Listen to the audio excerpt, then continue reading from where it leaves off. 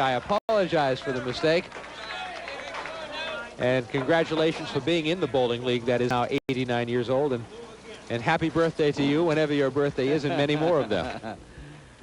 That's a bit of a discrepancy, huh? I'd be a little alarmed if I heard somebody saying I was 89. And I just turned 51.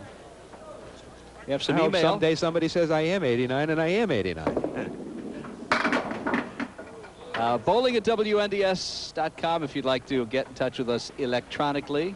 Dick and Mike is a viewer of your program since its inception. I have enjoyed it these years. But I have one question for you. The question is this: why, in hosting a sports show, do you wear business suits?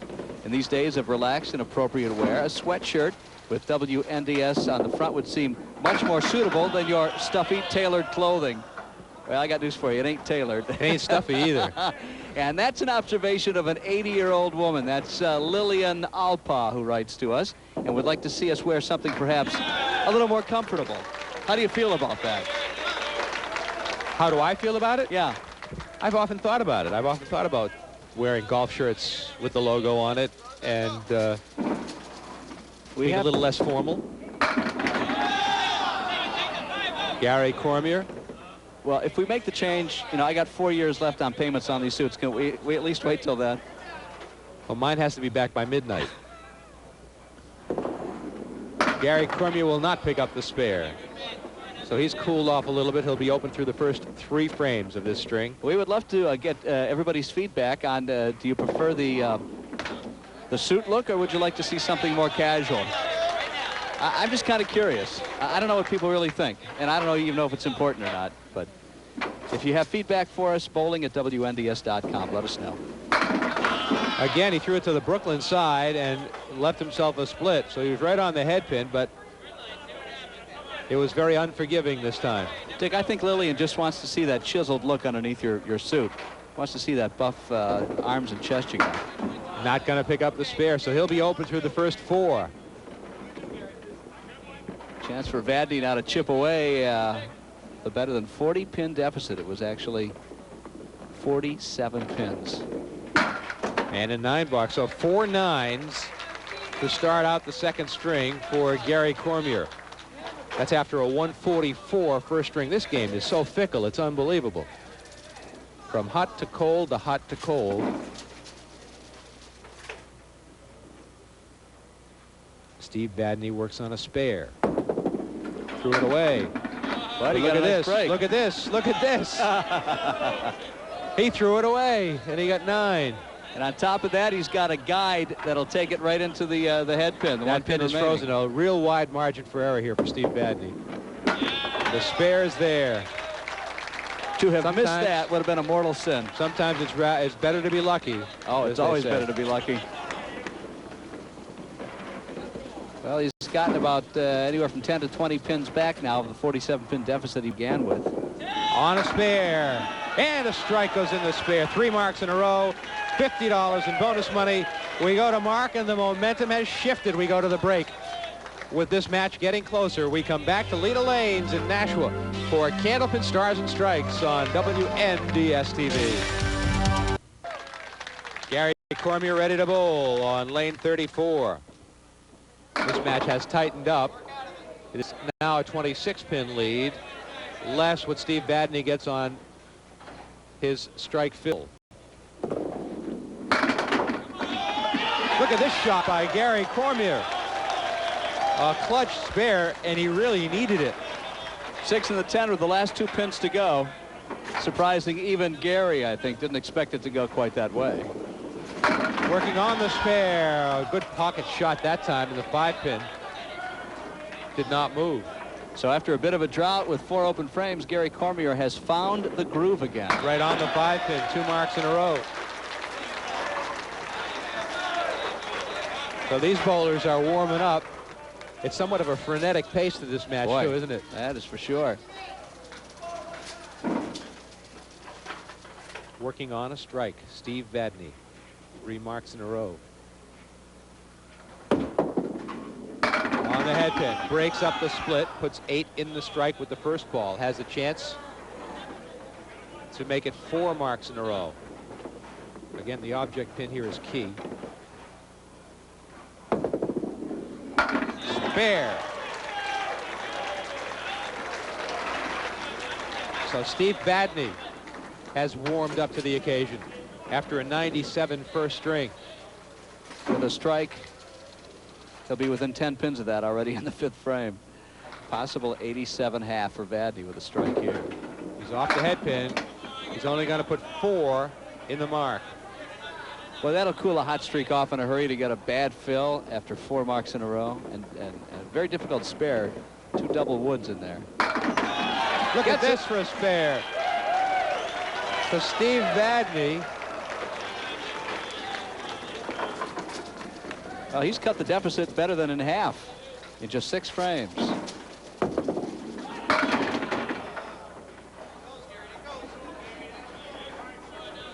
Bowlers working at a very quick clip here today. You're getting lots of marks. There's a shot for Gary Cormier. 3 marks in a row for Gary. That's $50 more in bonus money.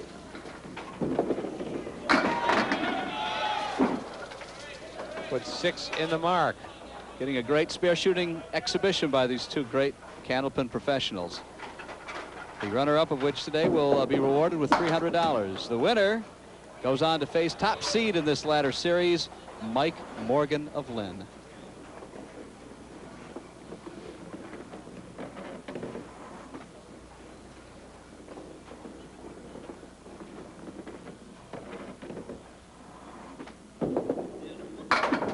Almost pulled it off for a nice out, 9. Steve Vadney has 5 marks in a row. $100 in bonus money for Vadney, $125 for Gary Cormier in this match. And the high score between these 2 bowlers is rewarded with a $50 bonus payout at the end of the match. Right on the head pin, breaks up the split. The 4 and the 7 are still up there. And he's got some great wood, so this will not be a difficult shot. Another mark. 6 in a row. He's on his way to running the table, but he had such a huge deficit to overcome. He is still behind, but not by much.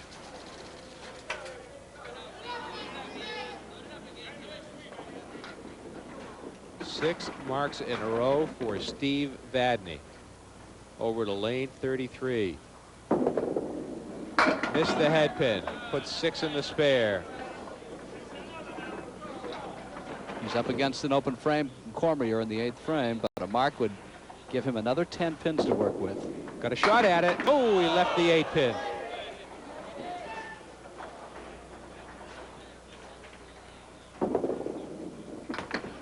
$10, 125 through 8.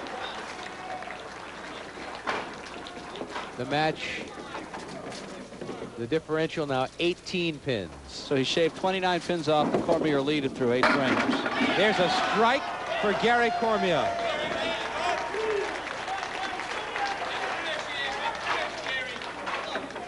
He works quickly, moves right over to lane 33, wasting no time. Threw it past the head pin. Still has another ball to go to fill the strike. The 1, 3, 6, and 7. Somebody better tell him that the faster he bowls translates to more time that he's got to talk to us at the end. Another spare for Gary Cormier.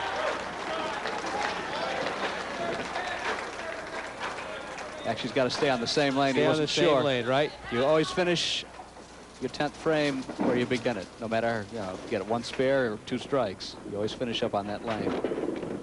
Right in the pocket, it will be 6 in the spare. And a 132 second string. That's starting out with 4 open frames in a row. He had 36 after 4 boxes and finished with a 132.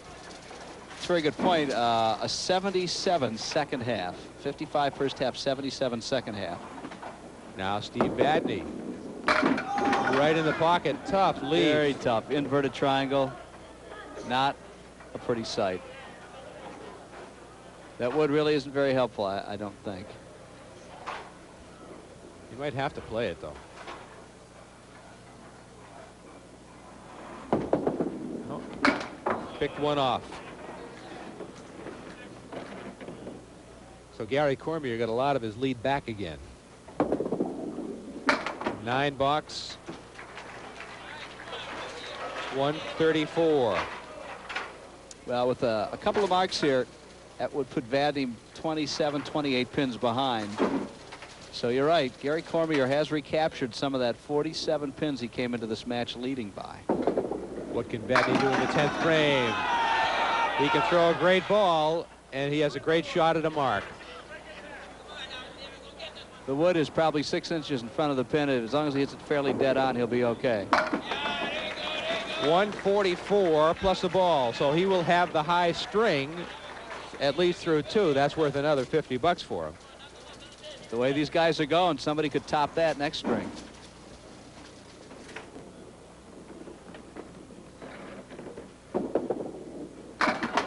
It will be 9 in the spare and a string of 153 for Steve Vadney. So he cut a lot off the lead. Gary Cormier takes a 26-pin lead into the 3rd and final string as we continue with Candlepin Stars and Strikes from Leda Lanes in Nashua, New Hampshire on WNDS TV. All right, Steve Vadney will be first to bowl here in the 3rd string. He trails Gary Cormier by 26 pins.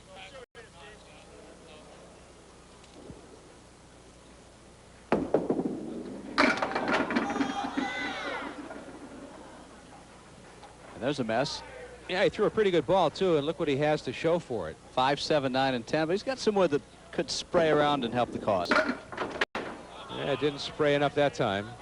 Candlepin Stars and Strikes on WNDS TV is presented by the Thompson family of dealerships, McMulkin Chevrolet, Nashua Hyundai, Nashua Mitsubishi, and Nashua Daewoo, all located in the New England Automotive Village on the Daniel Webster Highway in Nashua, and by Tri-State Megabucks and the New Hampshire Lottery. Have you played your number today?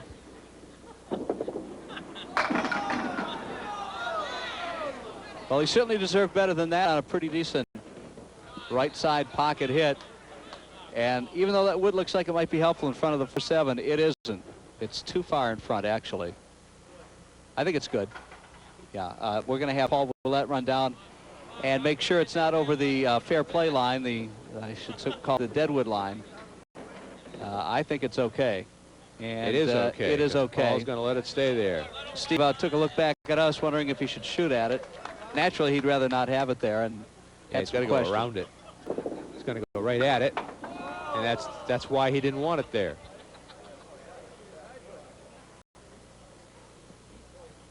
So he's still got the 4, 7, and 10, minus 1 piece of dead wood. And that will be an 8 box.